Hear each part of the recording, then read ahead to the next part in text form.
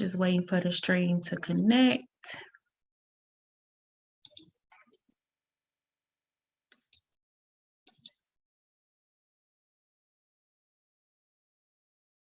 It said admit Natalie Battles. I did admit you. What is happening?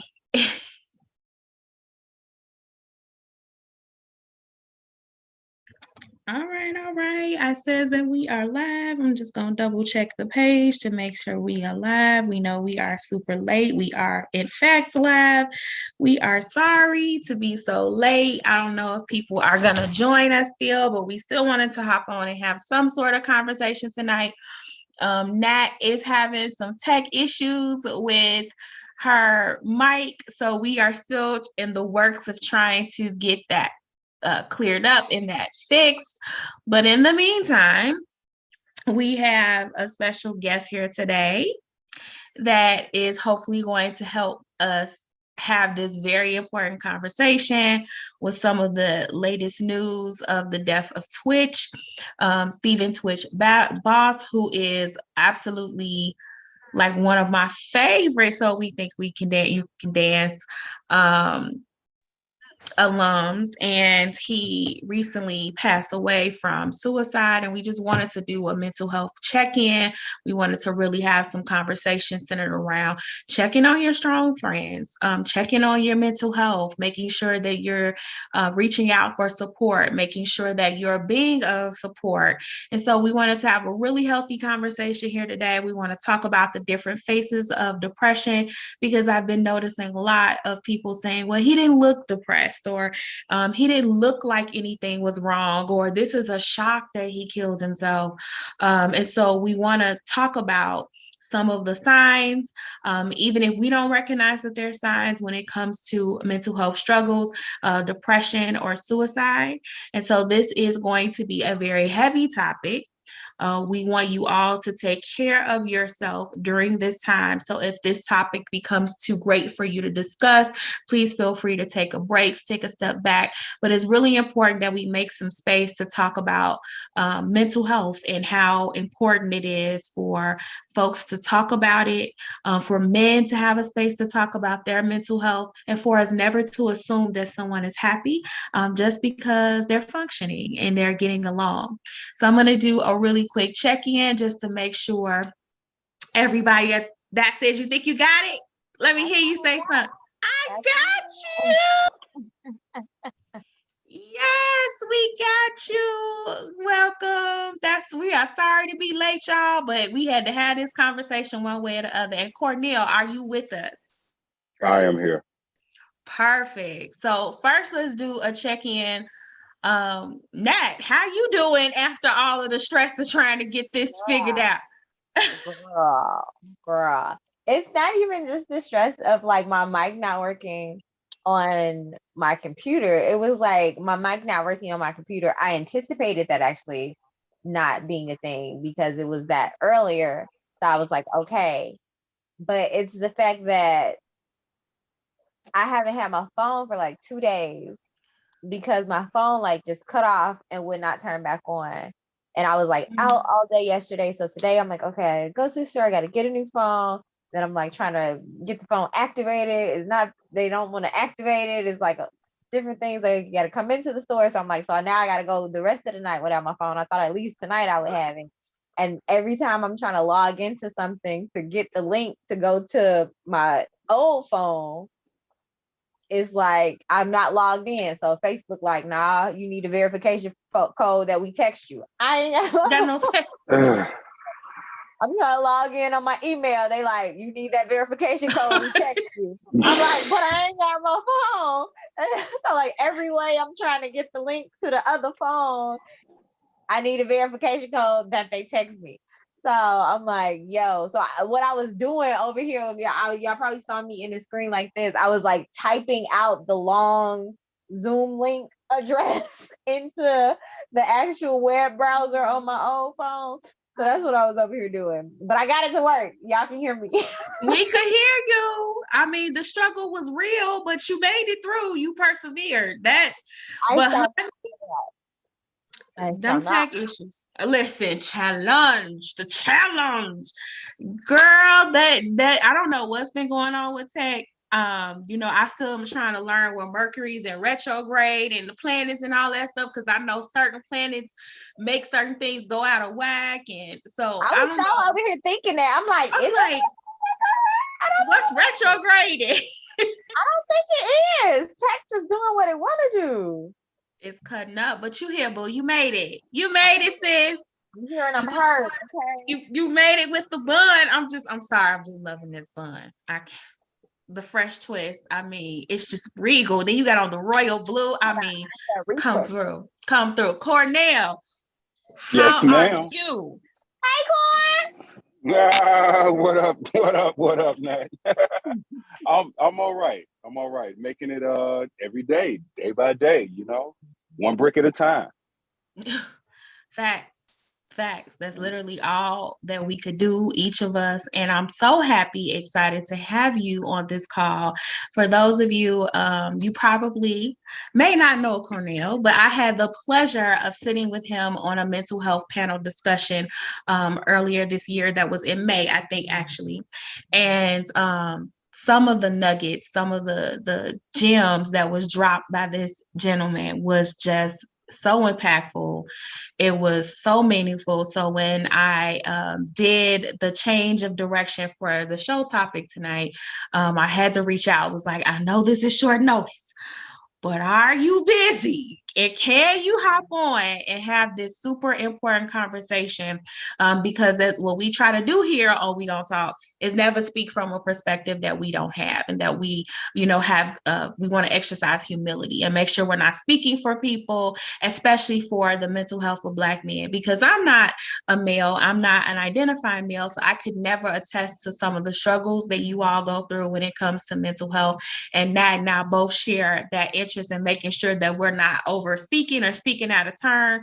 And so I'm just so happy to have you here today and to talk about this piece, especially because we just found out this information about Twitch passing. So I asked Cornell if he knew who Twitch was. He said he did it, but that's not necessary for the topic of the conversation. But Nat, you know who Twitch is, correct? No? Okay.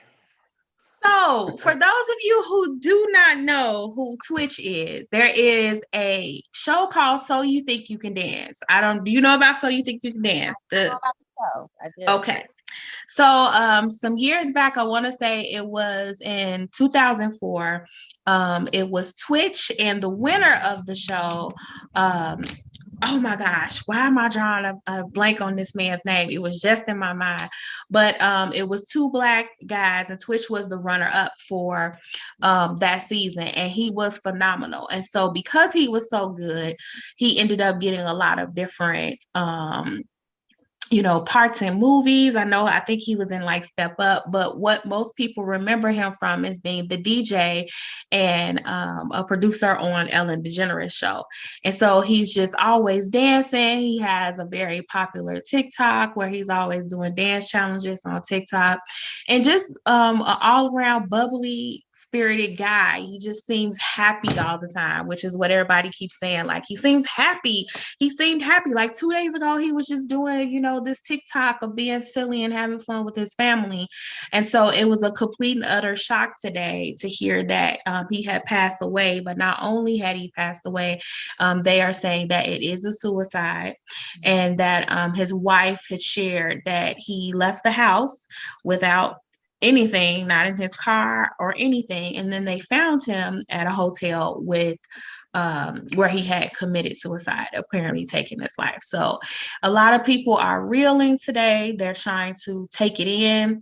I'm proud of a lot of folks. They're willing to have the conversation about their own mental health struggles, how they struggle to talk about their mental health struggles. Some people are saying, I used to struggle and now I go to therapy. And so this is a conversation that is really focusing on therapy. But a lot of men, are really struggling because they suffer a lot in silence when it comes to mental health. So that's the backstory for those of you who do not know Twitch, do not understand like why some people may be really impacted by what happened other than the loss of life. It really does seem like a shock. And I put that in air quotes because I don't think we can ever assume that somebody's in a good space just because they're not crying or they're not yelling or they're not like an emotional mess. Depression has many faces, and I want to talk about that today. So, are there times that either of you are putting on the mask? I know I'm good at wearing the mask. What about y'all? I was actually going to check in with you because you asked us how we were doing, but you did not say how you were Yeah. doing. I'm in much better spirits as of late. I'm saying that literally in like the last 2 weeks. There's a different sort of awakening that's happening with me where I'm in a really all right place, especially given some of my own personal circumstances where I'm doing pretty good. I'm actually proud of myself. I've been doing and making a lot of changes. I have a life coach. Some of them may know Mo Rowe. She has been phenomenal. So I had my second session just yesterday with her. And, we've been having some really good conversations on, me elevating to the next level and processing some of the changes and shifts that happened in this last year. So today, I'm doing all right. I think I was a bit triggered with hearing about the death of Twitch, especially because suicide is something that I personally feel very connected to emotionally, mentally, and professionally. In high school, a high school boyfriend did take his life at the time when we were dating. So I always feel a little triggered about that. As a youth, I was suicidal as a youth. And as a young youth with my daughter, we experienced as a family her mental health breakdown and struggles with depression and suicide. And so when I say that suicide hits me in a way that if I'm not okay, it's because of just processing how suicide affects us as a whole and individually. But I'm hanging in there. I'm just excited. If you can be excited to have a conversation like this, I am excited to still have the conversation because it's important and no more suffering in silence. Like this has to stop. We have to do better and support each other. So thanks for checking in with me. But I'm hanging in there brick by brick. Is that what Cornell said? Brick by brick. Brick That's by what it brick. is. That's what Yes, it ma'am. is. So let's talk about those All of us masks. put on a mask though. Back then, like one, thank you for sharing. Thank you for sharing for real. But two, if you tell me you ain't never put on a mask, I don't trust you from that point. I'm looking Say at you it. sideways. I'm gonna tell you the truth. That's real life. Because we all do. We all do. And the simplest way that we do it every single day, or darn near it every single day, is when somebody asks you, "Oh, how you doing?" "I'm fine. I'm good. I'm good. Oh, I'm decent. I'm straight." Moves on. You didn't even really think about how you felt in that moment. Like it's just a trained response now. Because one, it's the reality or the concept or the thought that other people don't care. It's like they don't really care. They're not really asking. They're just being polite, right? So like if they ask, "Hey, how you doing today?" and you be like, "Man, to be honest, on the way here, I stubbed my toe. Traffic was stupid. I was like 30 minutes late, so I got a little frustrated." And they like, Okay. Wasn't ready for all that. I had to keep it moving. right, Gotta like, keep it all moving. right, I'm gonna catch you later. Like, so it's that thought, like people really don't want to know how you feel. So the automatic response is just, "Oh, I'm fine," because you think they're just being polite. And then there's the fact that we don't a lot of times want to check in with ourselves enough to really be like, in this moment right here, how am I feeling? You know, even when it is with someone that may genuinely be asking. Because Right. most people, I'm pretty sure your coworker ain't trying to hear your whole life story and what's going on. But like there's friends and family members and people in our life that really do care. And so when they're asking like, how are you? We still like, we fine, you know, I'm good. Yeah, you know, Right. when you was crying 30 minutes ago, you know what I'm saying? so so I think everybody puts on a mask at different points for different reasons. But that's the one we do every single day. It's a learned behavior. Yeah. It's our training. It's the way that we were brought up to kind of like, in a sense, keep peace.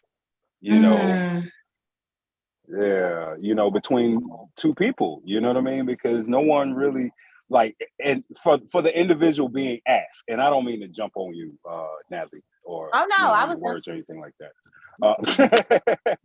But yeah, how the receiver of a person asking, well, how are you today? Well, yeah, I'm fine. My response is, when I ask that question, is, oh, okay, cool, but how are you?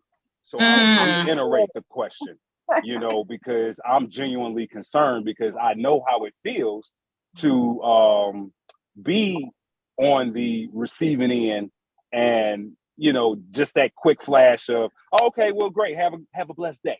You know what I mean? But then you really want to spill out to somebody, and it's like, you feel like the first person that asks me how I'm doing, I just really want to just let them know. Like, I really want to just chop in 5 minutes, just to Mhm. express myself. God, did you hear me? Is this the person that you sent to help me out with trying to discern my thoughts, or what I'm feeling, what I'm going through? Is this the one? But like, a lot of people, we live in such a busy world, and that's why sometimes I feel like I'm a Southerner, because Southern people, they got time. Mm. Being in the city, ain't nobody got time, and Yeah. they'll even tell you, ain't nobody got time for that. Yeah. So it's a lot of words that we hear, or a lot of chatter that we hear, where people don't have time, or they seem unapproachable, or don't bring that to me. That part. So Don't skip over that part, Cornell, because I was talking to a friend earlier today. He also was a guest on the show a few weeks back, and he was talking about men's mental health. And he was here expressing, like, as a veteran, like some of the things that he's experienced, right? And so when we were talking earlier, we were going over how a lot of it is people are really about protecting their peace, especially lately. And sometimes you don't reach out and you don't say really what you feeling or what you're going through, is because you don't want to feel like you're encroaching on somebody's peace, like that you are doing something to disturb their peace. Nobody wants to feel like a burden. Nobody wants to feel like they're bringing that negative energy or that aura. There have been times where I have been in here in full on tears, and like, I just want to talk to somebody, but I don't want to stress my husband out because he already got a whole bunch of things going on. I might call my mom, but then she gonna be a mama first, so she may not say what I need to hear. So that's gonna make me feel worse. Or you may not talk to another friend because you worry they may not say the right thing. Because sometimes you do reach out and they make you feel worse than you did before you called, based on how they respond to you, right? So then it's like, okay, well, I would call this person, but they seem so happy right now.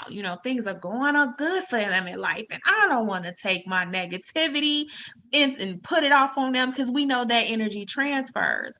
So it's a lot of reasons why, even when we want to say how we really feel, we have that deterrent, and we kind of like, we stifle ourselves from saying, I'm not okay. Like, even just saying, if you don't get no explanation, we need to give ourselves permission and just be like, how you doing today? Oh, girl, I'm not okay. But, I'm functioning. And I have respect for people that do that, because some people Mm-hmm. do. People be like, like, oh, how you feel? Like, especially when you see someone visibly upset or irritated or frustrated or something, and you go, you okay? And they like, no, not right now, but I will be. Mm-hmm. That's the truth of the matter. Like, no matter what we're going through at that moment, the goal is, and the reality is, we will be okay one day. It might not be 10 minutes from now, but I'm gonna be okay. But in this moment, I am wherever I am. And that's the acceptance of it, because when it comes to feeling all of these feelings that we have as human beings on this existence or in this existence, we can't push them down. And that's another learned behavior of just pushing those feelings down. And so every time we don't have the conversations we want to have or we feel like we need to have, because we don't want to mess up someone's happiness or they might not understand, and we just eat it. We just eating it. Mm-hmm. It's just, we already talked about build up, right? It can only go so far down, but you keep stacking on top till it pop out the top. And that pop out the top, it comes in different forms. And unfortunately, suicide is one of them.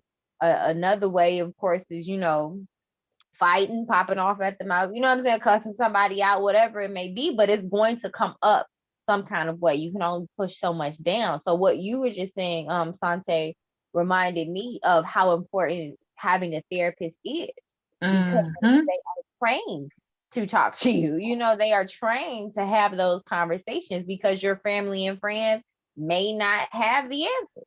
They may not know how to be active listeners. They may not, you know what I'm saying? They're not trained for those things. And so, though the reality is we may want them to be our therapist, but they're not. Mm-hmm. And even if they are, they're not yours. Like, you know what I'm saying? Like, you got a friend as a therapist. They That can't ain't be your no, they can't be therapist. no therapist. Right. So, like, even in those, because it's biased, then they got Right. other issues. You might be talking about Bay, they don't like Bay. So, you know what I'm saying? Like, that's your friend. That's still not your therapist. So, that advocates for me how important it is for Black folks, specifically, melanated people, and here in America specifically, to have a, Right. because we want to talk to someone. Not only do we want to talk to someone, because sometimes we don't want to talk to nobody. We need to talk to someone about the things that we're going through, because, like, similar to what Cornell was saying, are you the person that was sent to help me? You know what I'm saying? Just saying what we're going through, a lot of the times, not only can it lead you to someone that can help and be beneficial in your journey, but you can be beneficial in someone else's journey, Yeah.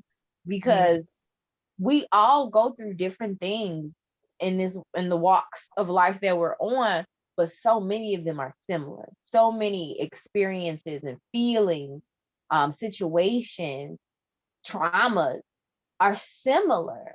And if we were to share those and bond and share what we learn, and this is why I like really love having conversations and talking. Probably why I talk so much sometimes. Not Because here. This is we gonna talk. So the whole point is for you to talk. yeah, okay. But it's because it's not only therapeutic to just say the words that you've never said, but it also helps the other people who are hearing you. Because the main thing about sadness and depression that leads to suicide is you feel alone. Like, people feel like it's just them and they can't make it out of this hole. Whatever the hole may be at that moment, they feel like they just can't make it out. And they feel like they're doing it all by themselves. And so being able to say the words out loud and someone else hearing that, be like, no, I felt like that last week. Like, you know what I'm saying? Like, you are not alone.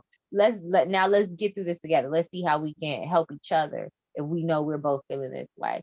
That's why I feel like group work and community is so important also, because that's what community is there for. Like, it's literally proof every single day you walk out your house, or even in your community within your home, that you are not alone. Even sometimes, because there have been times where I knew I was not alone and I knew that I had support. But I think we overlook how heavy it is to just live sometimes, like to just like it's so much to be resilient. I know we talk about resiliency, we talk about it from a standpoint of, look, you have this power to be resilient, but we don't talk about like how much like gumption and fortitude it takes to even exhibit that resiliency. And so even though we can look around and say, okay, we got people that I could lean on, perhaps sometimes it's just simply feeling like, but I know that that's not enough. I know that eventually this may help me right now, but whatever it is that's chasing me, whatever it is that's making me stay in the ditch, is still going to be there. It's still, here. And so sometimes people are just tired of the fight. They are tired of having to get up and be resilient. They're exhausted. Like there is a fatigue that happens in existing in life and just living. And so even though you can talk to somebody about it, sometimes talking about it, it just doesn't, it's not enough. And I think that as someone who has had folks that I love and hold dear. I mean, having my own child go through that was probably one of the worst things of my fears. Like it was one of the biggest fears I had. Like I did not want my child feeling that way. And even now I'm constantly checking in, like, how are you doing? Like, let's talk about what you're feeling. Let's talk about those thoughts. Sometimes it's just like, I don't want to feel like this anymore. I don't want to have to be strong all the time. I don't want to have to just get up and not give up, because it's a lot to not give up. How many times have you did all of that, right? Like you like, okay, you done hyped yourself up to get over an obstacle and you're feeling optimistic, but then the whole when it rains, it pours comes in. So then something else comes and knock you off your square. It's a lot harder to get up. Like you be tired of having to be knocked off to get back up on. And so sometimes people are just exhausted. And so we don't want to exclude, because one of the comments I was seeing a lot from folks is, you do have, sometimes people do have support and they just make the decision and do whatever. So I don't want people to feel like, if this ever happens to you or you experience something. I've heard people, really being upset, like I've tried to be there and people just gonna do it anyway. And I don't want people to feel like we're ignoring their efforts to be a support. Sometimes it really just isn't enough. Mental health struggles are real. Sometimes there is medication needed. Sometimes there is retreats that are needed.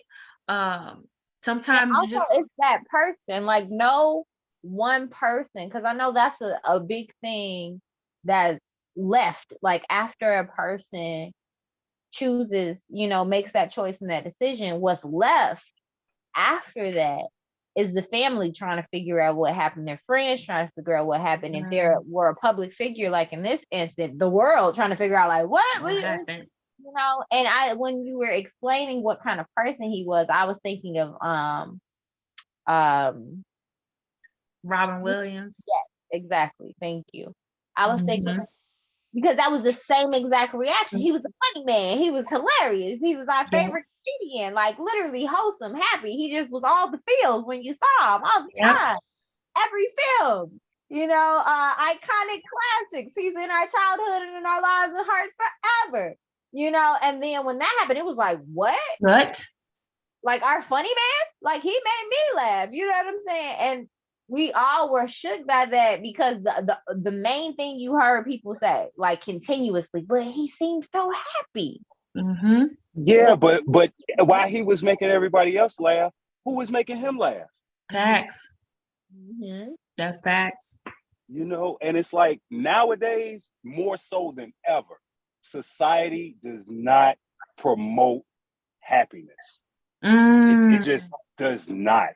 Like you can turn on the news at 9:00 and see the top stories, and it's some mess, some tragic, to where it's like, okay, that didn't feel good. Oh, that's sad. Oh my God, you can't be serious about this. But then I remember, because I'm a Gen X, so they used to have like these commercials where what the world needs now, and things that just poking a smile, you know what I mean, and things of that nature, and even in the news, although they would tell a tragic story, towards the end, if you stayed long enough, they will tell you some good stuff that's going on around. Some hopefulness. Some hopefulness. And that's what people need to see on a continuum, especially more so now than ever. Like, because there's nothing that promotes optimism. It's true. I mean, even just with some of the algorithms in social media, and I just had this talk with my teenager about YouTube, and I was telling her, I was like, hey, I try to give you a lot of freedom to make choices on your own, but at a point, I'm gonna block YouTube if you don't change your algorithm. Because if you're watching negative stuff, they gonna keep feeding you negative stuff. I mean, that's in every single social media platform. And there has been tons of specials, tons of videos talking about how the algorithm is set up to do just that, because the goal is to keep you invested, to keep you hooked. And so I try to make sure I'm sharing positive stuff because I want to confuse the hell out of my algorithm. I don't want it to think You're that, not confusing it, you training it. look, Like I'm Right. like, Yeah. like your mind, the This is what I'm algorithm about. is literally a representation of your psyche, right. right? Yeah. So what Yeah. the saying is like is what you spend the most of your time doing is who you are, right? Right. It's that what you spend the most time thinking about is who you are, because one, you're manifesting that. Even if you like, I don't want this, I don't want this, I don't want this, you're manifesting that. Infesting that. All universe here is this. I say less. You know what I'm saying? Like Hey, the energy you're putting towards something is what you're going to get back. And so our social media is literally a representation physically of where we are mentally, because these are the things we're liking, these are the things we're clicking, these are the things we're watching, and they're getting that data and they're throwing it back at you. Is literally that. You're manifesting these things, you're putting that energy out, they see it, they throwing it back at you. And so for me, I did it on accident, but all my stuff is like inspirational quotes and sayings and all of that now, because that's all I share. Like if you go to my Instagram, that's my whole story. It'd be like 15, 20 of them a day, different. Some of them I reach because I love it so much. Affirmations and just different things like that. And now really that's all that comes up, other than like my friends and actual people I know. Other than that, that's all that comes up on my Instagram now. And black Yeah. stuff, you know. Yeah. Yeah. that's My it. algorithm, my timeline is lit too. Like nothing but positive black stuff or some inspirational quotes, philosophy, and just strengthening of the mind, the body, things like that. So I So say if yeah. you look at, especially in 2022, where we are now, moving into 2023, you look at someone's social media and it'll tell you a lot about who they are. It will. If you watch the things that they post, not just the cute selfies and stuff like that, but like really watch the things that they share, watch the things that they like in, and it will tell you a whole lot about who that person is. Now, people got PR agents or whatever, especially on social media.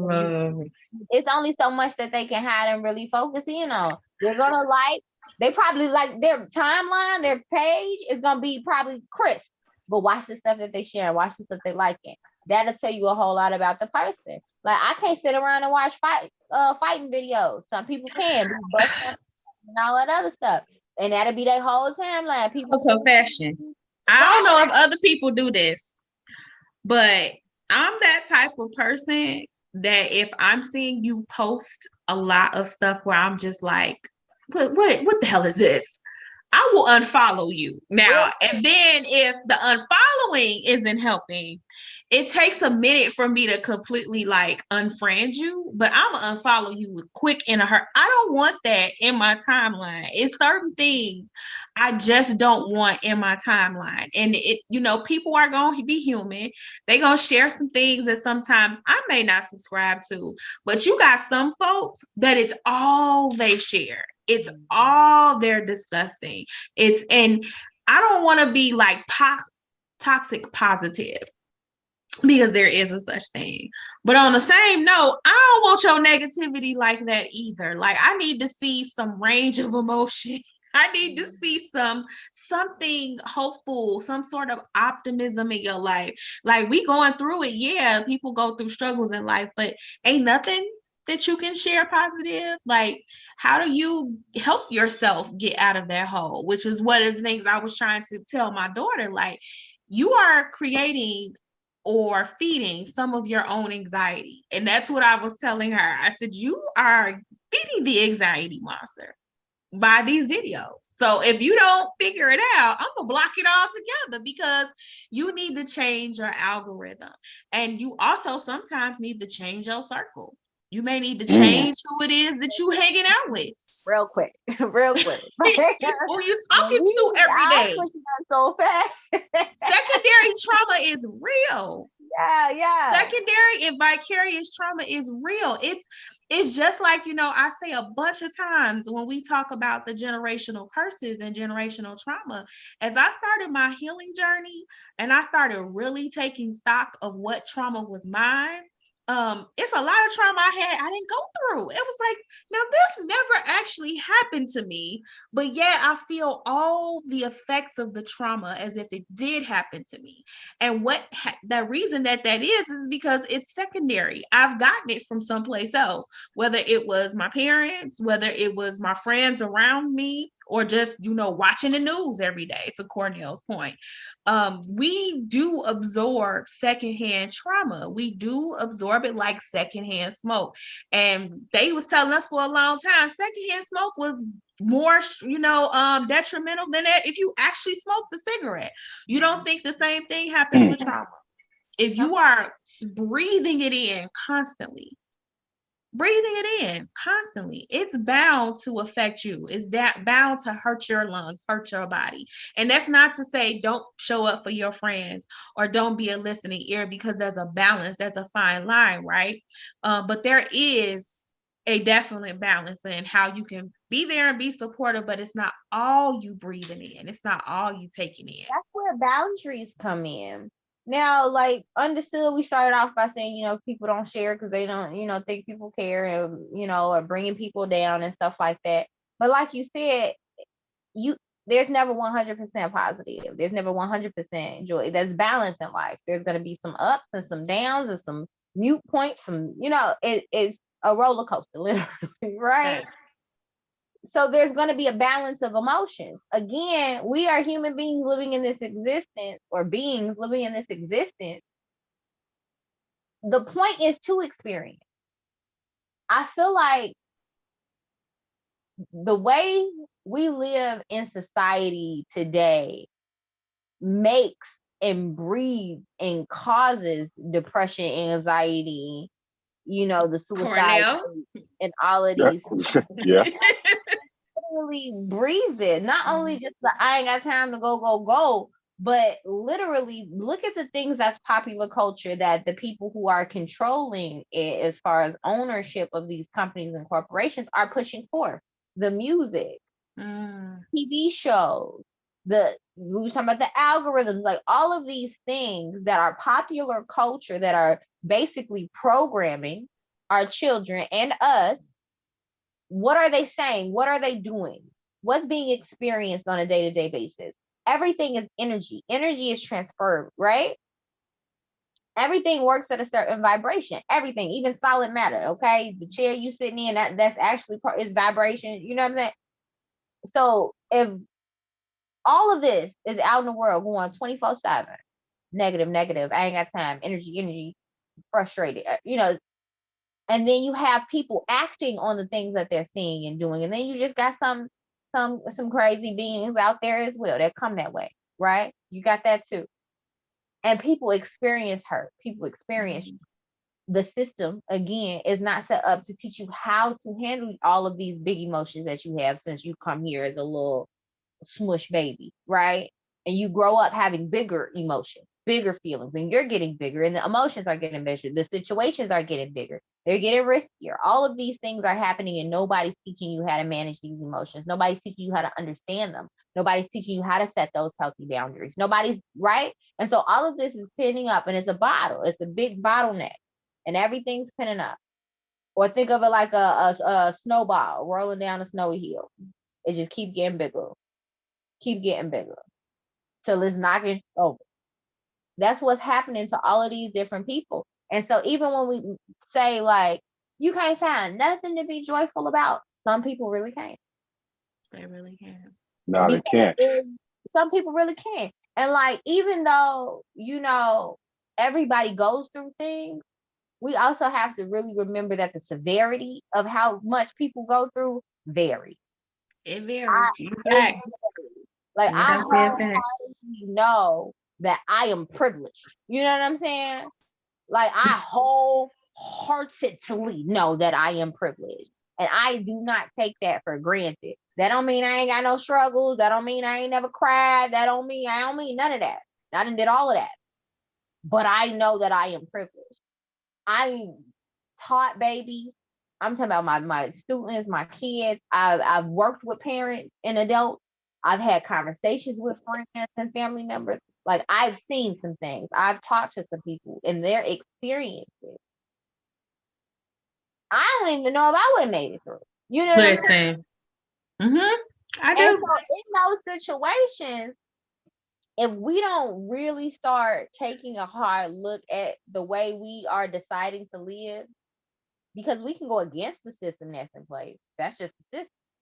There's nothing saying we have to keep going down the same path. If we don't truly start deciding to shift not only ourselves, but try the best we can to shift those family, friends, community around us and put things in place to create a different system of real healing, of real communication, of real support, of real light that we can share to people, then we're going to have higher suicide rates. Yeah. We're going to have higher murder rates. We're going to have higher chaos in the world we live in if we don't find another solution. Mm-hmm. We can't keep going the same route. It's literally the definition of insanity. And it's getting worse, not only the rates that I was mentioning, but the way that society is structured. It's getting worse. And so we Yeah, have to start making some shifts. yeah, and I think a lot of the pains and ills that people go through, or more so, the reason why it's continuously promoted, the negativity and things like, because that can stop in an instant. Like I heard, what's the brother, Judge Joe Brown, retired Judge Joe Brown. He said that he changed the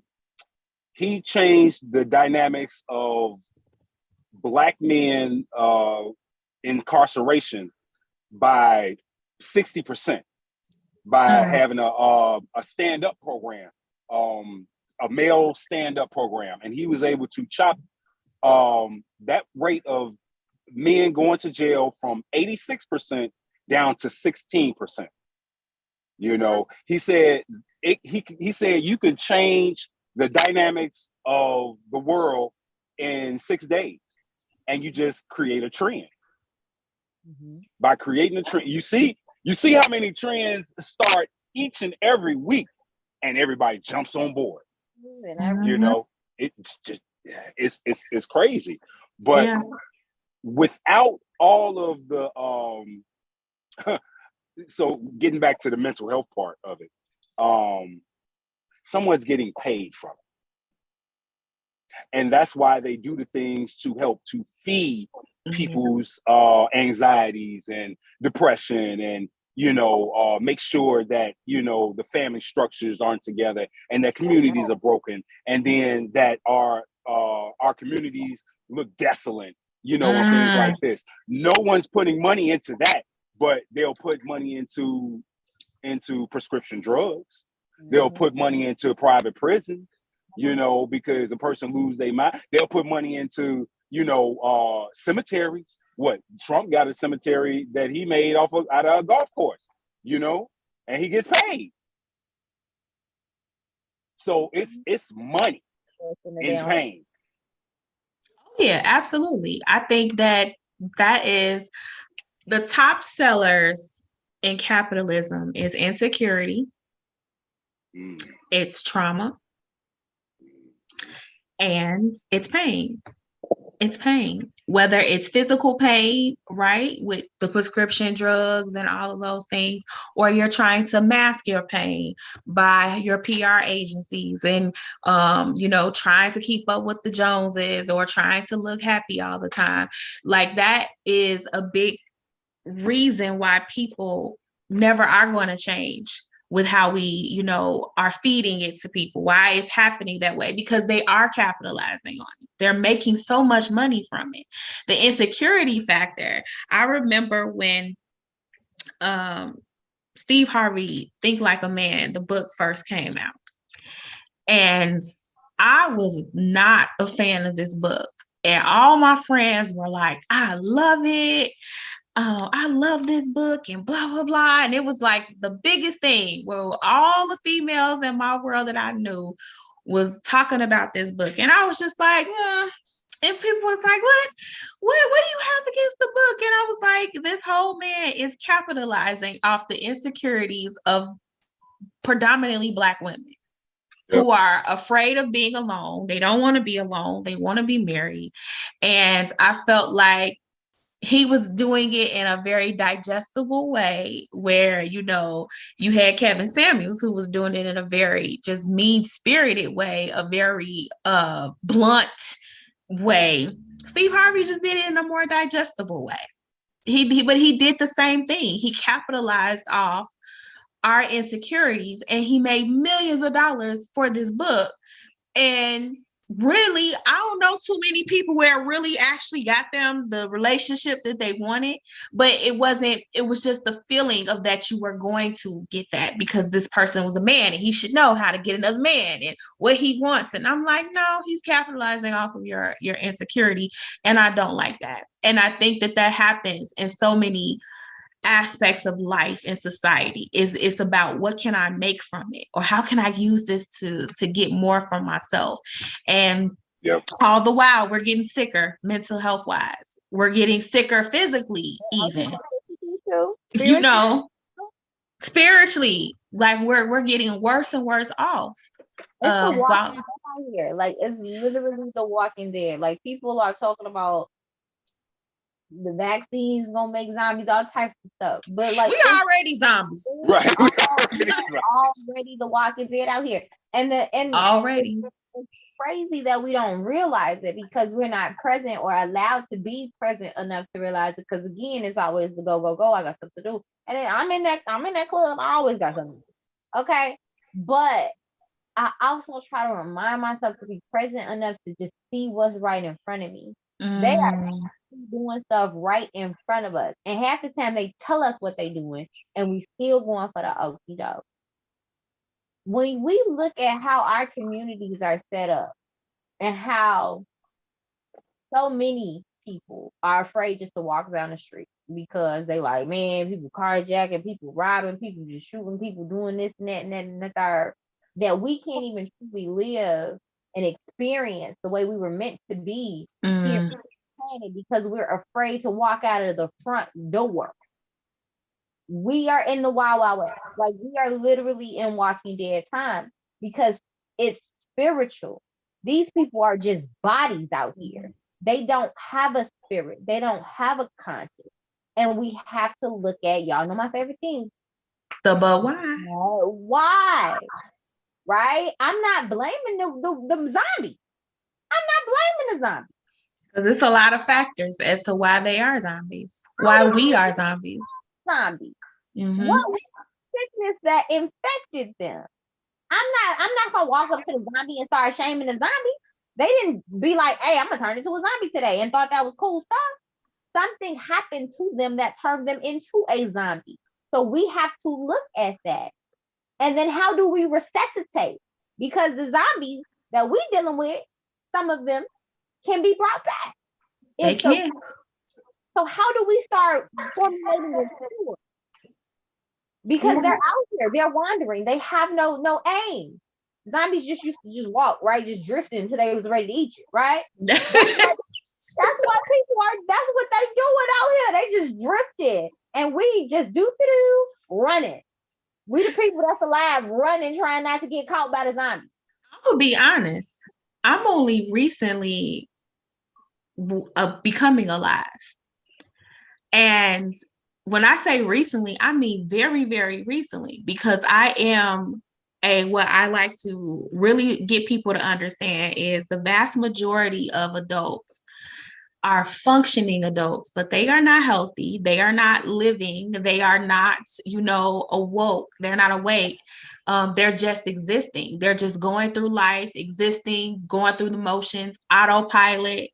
And I was telling Robert that not very long ago, I said, I had that feeling. I had that feeling, and it made me realize that I'm having that awakening. It was when I recognized I was in that feeling. You ever, I know you got to know the Spike Lee float, where you literally just feel like you floating in life. Like I literally was having a moment where I'm just like, I feel this like out of my body. Like I was not with myself. And I call it the Spike Lee flow. So that is exactly what he is depicting when you see it in those movies, is that disassociation feeling from your body, from yourself. And that's when you waking up and you kind of realizing like, I be on autopilot. Like I have been on autopilot the vast majority of my adult life. And I'm tired of being on autopilot. And thank you. It gets exhausting. It's exhausting. Yeah. It's not, exhausting. But It's, that's because it's been set up this way. We've been set up to think that's living. We've been set up to somebody else's standard of what living your life looks like. That's ridiculous. We've been set up to believe that marriage is what somebody else said it was instead of what you and your partner said it is. We've been set up to believe that you got to go to school, you got to get the house contract. You gonna pay me? Like, no, we're literally paying bills, rent, repeat. Can we talk about that part? Because when we talk about suicide and we talk about depression, I think that we don't spend enough time really taking stock or acknowledging how many of us are struggling with who we are today because we're not who we think we should be. Mm-hmm. And that was a huge issue for me. It's funny because now we're heading into the new year. So last year on New Year's Eve, we are in here having a good time. We playing games. It's us four. We're having a good day. And then it started to come to the countdown into 2022. And I'm fine the whole day. I'm happy-go-lucky. There's nothing wrong. And then all of a sudden, the countdown started to happen. And I felt this rage inside of me where my whole mood just changed. And Robert and the kids looking at me like, what the? I mean, I went off out of nowhere. They were popping like the little stringy things. And I don't know what it was about the little confetti string getting on this Christmas tree, but it pissed me off out of nowhere. So I'm mad. I don't know why I'm mad. I'm just mad. And everybody's looking at me like, where did that come from? Like, I'm like, what's happening? And it scared me. And so later, as I processed that, I sat down and I was like, what happened? Like, what really happened? Why was I having that moment? And it bottled down to the fact that this was my last year in my 30s. So my 40th is in May. And I was struggling with not being the reflection of who and where I thought I was going to be at 40. Yeah. And I felt this deep-seated disappointment in myself, frustration. I have a lot of those grateful things I need to be grateful for, those privileges you talked about, Natalie. Like, from all appearances, people will tell you that I have so much to be thankful for, but this was so much not who I thought I would be at 40 that it triggered me out of nowhere. I was like, I am a failure. I just had this overwhelming sense of failure. Let's talk about how that plays a lot on our mental health, because you brought up a good point of us comparing, right? Where social media has really expounded the comparing and contrasting. Oh, well, this person is doing this, and so they're doing better than me, and I'm not. I must be doing something wrong because I can't do this, this, and this. Robert and I used to joke like, dang, we work we got pretty okay paying jobs. I mean, we ain't rolling in it, but how people be doing all of this stuff that they doing, right? They be on islands. I'm like, girl, what do you do for a living? Like, it have you in here like counting things like, what the hell are we doing wrong, right? Let's talk about the pressure. No, nobody's vacation yet. What is happening? Look. But look at it. That's how society has trained us up to be. The haves and the have-nots. If you don't have this, then you ain't that. But then social media explodes with the idea of if you ain't got this, you ain't that.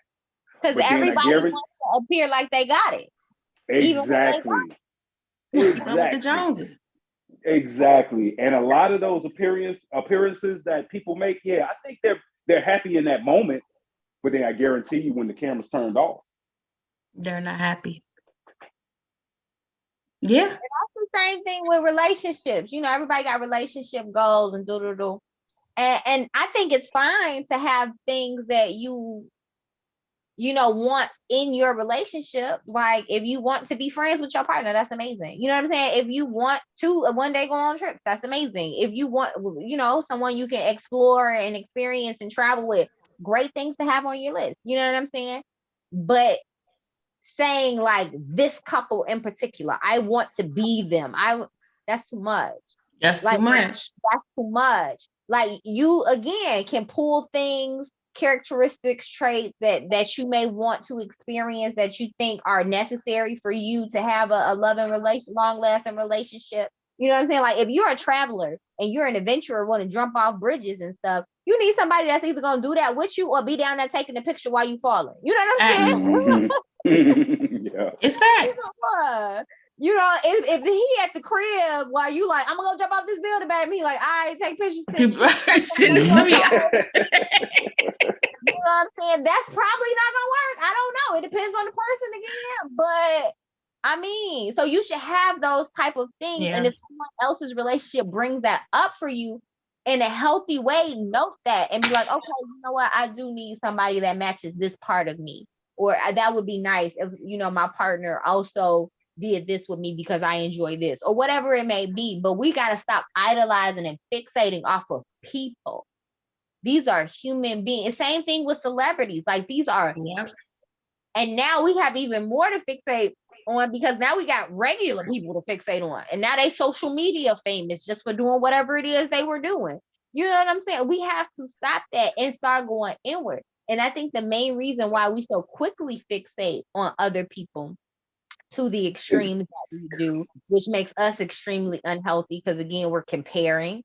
My husband ain't like that, or my wife ain't like that, or my kids ain't that well behaved, or whatever it is.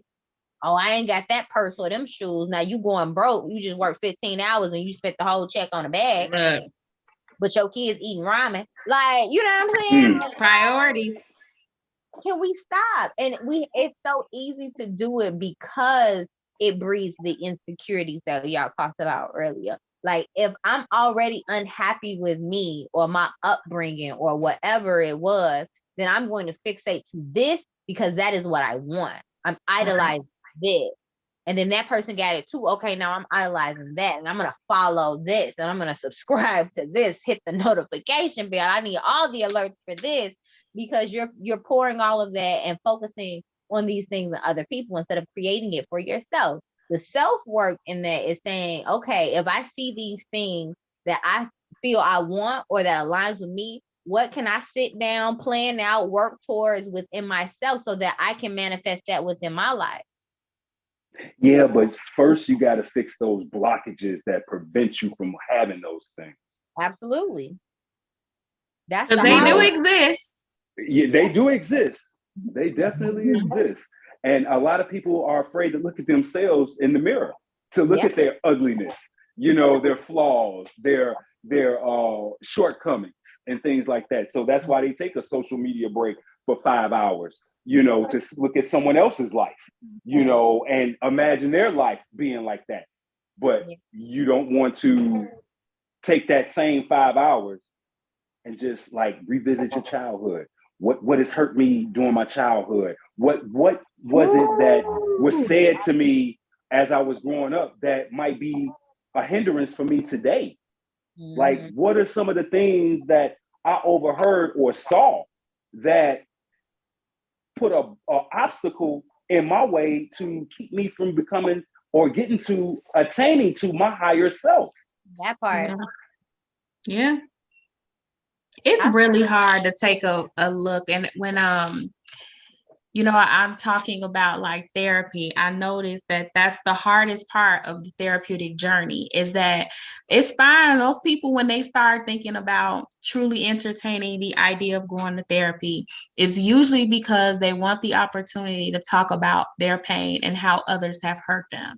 They're ready to process how everybody else has injured them, and they want some help working past those injuries. But when they start getting to it, they forget, or they're not even aware of until the time comes that the next half of that journey is revisiting and thinking about the ways in which you caused your own detriment. You caused your own pain and you inflicted harm on yourself, and working through that, or other people, right?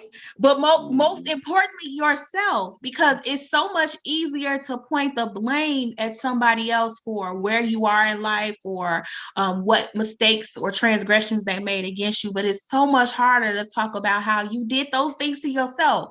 One of my favorite things to say is, when you point the finger, it's always three staring back to Trinity. That's right. That Trinity is pointing back at you. Yep. Pointing back at you every time. So for every one finger you're pointing at somebody else for the things that they did to harm you, there's 3 ways that you probably influenced that, or that you reinforced that, or that you harmed yourself, or you perpetuated that. And then you took that harm and you went and hurt 3 other people. You started, because hurt people, right? And so when people start going through that therapeutic journey, they love the part of talking about the pain other people caused them and the things other people did. But it's so much more hard to talk about the things you do to yourself. And to be honest, the forgiveness of yourself is the hardest part. When you start to really talk about the ways in which you hurt yourself, like, it's so much easier to forgive other people. It is so much harder to forgive yourself. And sometimes that lack of being able to forgive yourself is the thing that makes the difference in your mental health. It is the hardest thing to feel like you can get out of, is when you start like really realizing, like, I can't trust myself with myself. I can't take care of myself the way I need to take care of myself. So it ain't even always anybody else hurting me. Like, I'm not good for me. And so that can really put a strain on somebody's mental health also. Because then it comes into, but why? You know what I'm saying? Why am I not taking care of myself? Why do I feel? Because a lot of the times we get in situations, whether it be relationships, friendships, family mess, like whatever it is, work, like whatever it is, and we're allowing certain things. And it comes down to a point where I think a lot of people feel like they don't deserve more than wherever they are or whatever they're allowing at that time in their life. Because I look at people and they're beautiful people. And that's what hurt my feelings. I'm like, you are amazing. Do you not know? Like, how amazing you are? Why are you dealing with this? Like, you can have so much more. You deserve so much more. Why are you dealing with it? And they so content and lost in the foolishness, that whatever the foolishness may be, that they don't see how they're allowing it. Because in those moments, literally, when you're a child, a lot of things happen to you because you're a child. Someone else, you don't have control. You don't have full autonomy. Like, you know what I'm saying? Your mama tell you to go to school, you go to school. You got to clean up. You got to, whatever it is. Someone else, for the most part, is telling you where to be, how to act, whatever. And while that's happening, you have to try to figure out who you are as a person and what you really like versus what you don't really like, and somebody just telling you to do. But when you become an adult, that shifts. Nobody's telling you Even if it's school, nobody's telling you to go to school. You in college, your mom ain't gonna be knocking on your dorm room door. Hey, class start in 10 minutes. If you oversleep and you miss the class or you ain't turning that assignment, you failed. Like That's it. That's on you now. And so, like, at a certain age, we have to go back to Cornell's point and look at that trauma or that hurt or our childhood or whatever it is and pinpoint those pieces. And if we don't, we're going to fail because nobody else is going to make us turn in the assignment, because the assignment is the work that we need to do for ourselves. Ooh, say that. Before we end, because I know we started out late, so we're running into the 10 o'clock mark here, but I really want to bring in Cornell and just talking about mental health from a Black man's perspective, because it's imperative that we put that Black male perspective on there, because being Black kind of expounds the experience. It makes it a whole different, unique experience than just being a man in mental health. What are some of the challenges that you face daily and just keeping on top of your mental health and you being able to stay, resilient and moving forward? Well, what I attempt to do every day is ask myself a question, or try to, ask myself a question. What can I do on this day that would be good for me for tomorrow? What would make me better tomorrow is something that I can add today, if that makes sense. Yeah, it makes perfect sense. So I try to leave my days out with a question. What am I going to do good for myself today? Even if it's just making myself some breakfast, that's a good thing. You know what I mean? Break the fast. Even having a healthy conversation. First person that I talk to in the morning outside of myself would be someone that I feel like can help empower me throughout the day, or we can have some healthy dialogue that can actually, kick the day off right, to where you're having high level conversations going through your mind throughout the day because someone has gave you some food for thought, or you to touch back on what Natalie said about having conversations, when it comes down to talking about mental health and problems and things like that, it's a two-edged sword. You could be having a conversation about anything with a person, and you can help them, but at the same time, some of the things that they say can actually reflect back towards you. So now that sword of truth or what have you is cutting back and forth. So now you both are having a healing moment in a sense. Maybe not in that moment, but throughout the day, if you think about it or what have you. But yeah, just having great conversations as many times as I can throughout the week has helped me get into myself and doing the shadow work. Like, because I've gone through some of my childhood traumas, and I started from zero. As far as back as I can even remember, and get all the way up to the point where I am today. And if I recognize anything in between zero and where I am today, then I try to address those things. I'm trying to think of something that just recently, but you made me think about something, Natalie, when we shift from child to adult. When did that shift happen? Because we don't really know when that shift happened. It just happened. Some people would never happen. Yeah, I'm finna say. This is true. This is true. You stole my thought, because I was just thinking the same thing. It's true. Some people won't allow themselves to realize that, hey, a shift has happened. Now, whether you fell along with the shift is a different story. Yeah. But we've all shifted in some way, form, or fashion. I even question about what that shift really looks like, because we don't really have a lot of solid examples on the transition, that transition. Like our parents try and tell They us didn't what to know. do because they didn't know, right? So it's a generational thing. But like it's hard to even recognize when the shift happened because we don't even know how to like what to look for. I know that I had to be responsible because I became a mother. So it was like when I became a mom, it wasn't about me anymore, so that is the closest pinpoint that I could have on that shift of adulthood and to recognize that I needed to take responsibility for myself, think about what things I want to do different as a parent. I didn't even get that shift of what things I want to do different from my own trauma until my kid was experiencing trauma. Then it was like, oh shit, I said I wasn't going to pass this on, but I passed on something, right?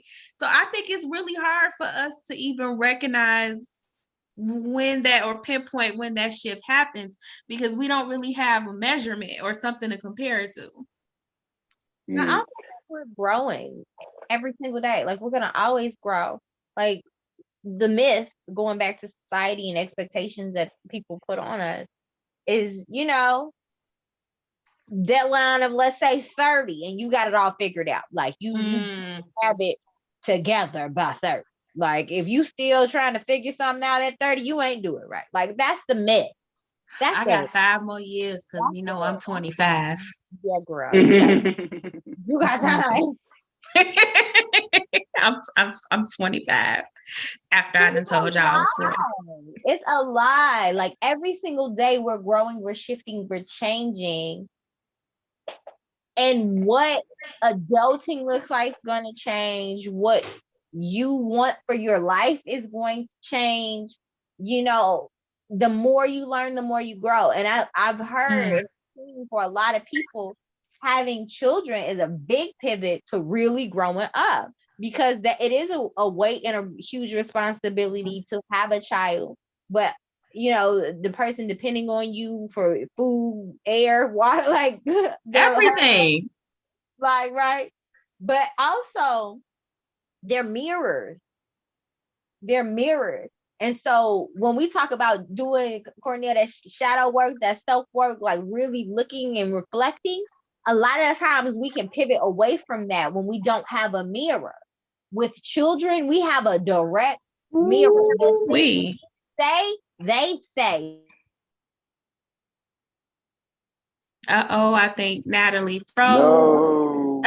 And she was making an important point. Yes. We're going to give it a second, see if she can reconnect, but she's spot on with that. Kids are mirrors. Yes, I'm telling you. And I was going to segue with the mirrors because another thing that I tend to do, and I would employ anyone to do this one. Natalie, you back? Nope, we still ain't got it back yet. I would employ anyone to do this one. And Michael Jackson wrote a beautiful song called Man in the Mirror. Mm-hmm.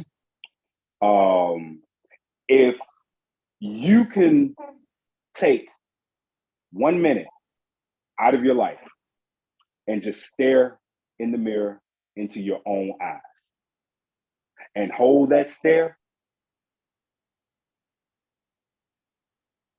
then it helps.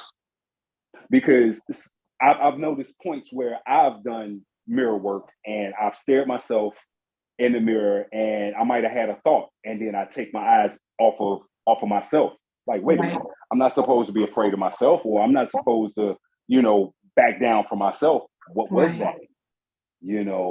And then that's something that I can work on. That's something that I need to work on because I should be able to be one. If I can't stare nobody else in the face, you should be able to stare yourself. My own self, yes. Yes. That's hard though. That is hard. It is very. But you had to train yourself to also do that. It just started with a few seconds here, a few seconds there. Build up. You had to train yourself. It's scary to see yourself. if you're It not is. prepared to see yourself. Because a There's lot of some people are people, afraid of themselves. Yeah. a lot of people are afraid of themselves. You have to be one of those people that are very reflective. People that really look to be better and really care and strive to be better and change and grow, they have a easier time of looking at themselves. But for the person that is in dysfunction and disrepair, for the person that may recognize that there are a lot of their own problems, that is the hardest thing to do, is because that's also accountability. When you're looking at yourself in your eyes, you're taking accountability of you and for you. And it's so much easier to blame other people for where you are in life than it is for you to say you are the common denominator. Right. You are the problem. That's right. It's a whole lot more complicated. We are headed into the 10 o'clock hour. If y'all are like me, I'm old and I'm tired. You too young to be tired. Yes, I've been right since 06, and I had a whole human. It's something about them kids when they come out, they take a lot of your ability to stay up. Like I was telling somebody, I said, if I'm going out, if somebody has something going out after 10 o'clock, I need a nap. Like I can't just go and party all night. I need a nap, or I'm gonna need a thermos with coffee, or I ain't gonna make it. I ain't gonna make it. If it's a club or a lounge, I'm gonna be in somebody's corner and I'm gonna be asleep. Okay. I need a nap. So I have entered into need a nap territory. I need to go to bed by a certain time, or I ain't gonna be okay territory. That's where I'm at. So I don't know what happened to Nat. I know today has been one of those just really weird technical issue days. Like I don't know who retrograding, but they cut up today. They cut all the way up. So we're gonna hope that next time we're back, which will be on, let me make sure I get my day, it's gonna be our last show for the year on the 28th. We're going to have a revisiting guest, Hashima Mance. She will be here to talk about leaving behind the traumas in 2022 and not carrying them with you into 2023, and how we are going to absolutely, like I just saw a post, the meme that said, we're not going to claim 2023 as the year for us, but we are going to claim is that we're not going to be taking certain bags with us. We about to get rid of some of these bags. They can't come with us. Some things can't come with us, and some people ain't gonna be able to come with us either. So we're going to talk about how to let go and move into a fresh start for the new year. So Cornell, thank you so much for joining and coming with my very spur of the moment call. I appreciate you. Oh, thank you for having me. I truly appreciate it. I would love to have you back. Please come back. Please. We always looking for more men to have the men conversations, because we got to talk about that too. We don't center enough of that, and we got to do better. We just got to do better if we gonna heal. And that's the thing too. Like even with Black men, we don't feel like we have a champion in the Black woman. A lot of us just don't. Okay, that's a show. When you free. We need to talk about that.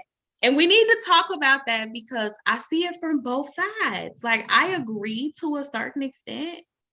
I 100% agree to a certain extent. But I also think that Black women have championed for so long for Black men that now they're just completely detached. And they have just completely lost hope. They just completely don't care anymore. They are out of empathy. They have watched a lot of abuse. And when we say abuse, we're not always meaning physical abuse. There's been a lot of mental and emotional abuse of Black women. We have not been cared for properly in a lot of ways. And there's a lot of but whys to why that has happened. Nonetheless, it has occurred.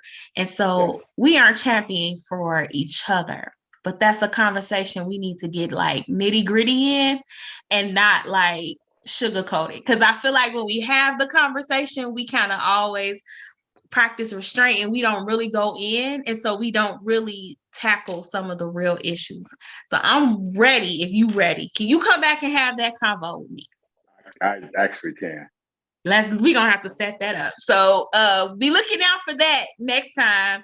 We're gonna have Cornell. We're gonna have this conversation about how we champion for each other and how men feel that Black women aren't championing for them and how we feel like we're not having that reciprocated either, or we recognize, which is what I'm coming across, women recognize that they're not doing it. They just don't care. Like they literally don't care. Like women is tired. They do not care. It's gone there. It's gone really there. Gone there. Mm-hmm. But we gotta fix it. Yeah, well, we got to, because we need each other. Yeah, we definitely do. We can't do this alone. Gotta snatch out that root. Gotta snatch out the root. We gonna get it. Yeah, we gonna get it. We're going to get the weeds out. We're going to pull them out. We're going to hop off here. Nat, I don't know what happened to you, but I'm going to check in with you. Love you all. Thank you for being here with us. Uncle Gino, I see your comments. Thank you, Uncle Gino. I'm glad to see you. We'll see you in 2 weeks for our end of the year show. Good night, y'all. Take care of yourselves. Until next time. Here comes Natalie. She coming back. Yeah. We bouncing and we going we ending the live and here she comes. My post is